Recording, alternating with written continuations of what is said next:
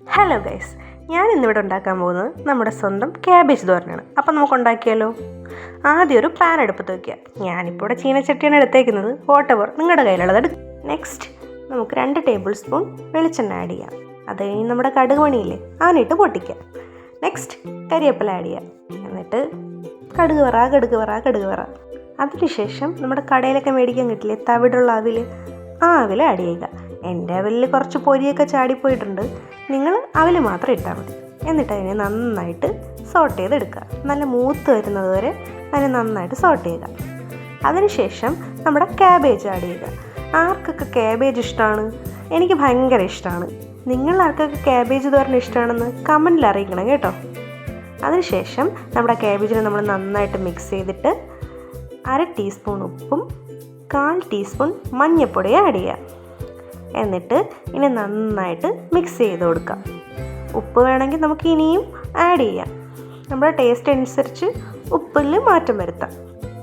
എന്നിട്ട് നമുക്കിതിനെ അടച്ച് വെച്ചിട്ട് നന്നായിട്ട് വേവിച്ചെടുക്കാം. ഇനി നമുക്ക് അരപ്പുണ്ടാക്കാം.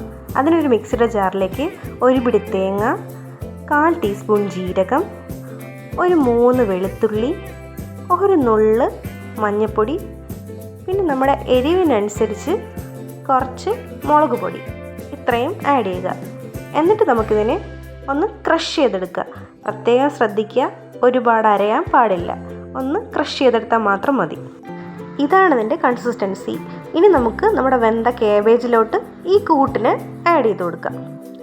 ഞാൻ ഇതുവരെ കാബേജ് വേവിച്ചതിൽ വെള്ളം ചേർത്തിട്ടില്ല. നിങ്ങളും ചേർക്കരുത്.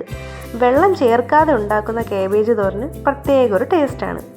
ഇനി നമുക്ക് അരപ്പെല്ലാം നന്നായി മിക്സാക്കി അടച്ചു വെച്ച് വേവിക്കാം. പ്രത്യേകം ശ്രദ്ധിക്കുക, ഇടയ്ക്കിടയ്ക്ക് മൂടിയെടുത്ത് ഇളക്കി കൊടുക്കാൻ മറക്കരുത്. ഇതാ നമ്മുടെ കാബേജ് തോരൻ ഇവിടെ റെഡിയായി.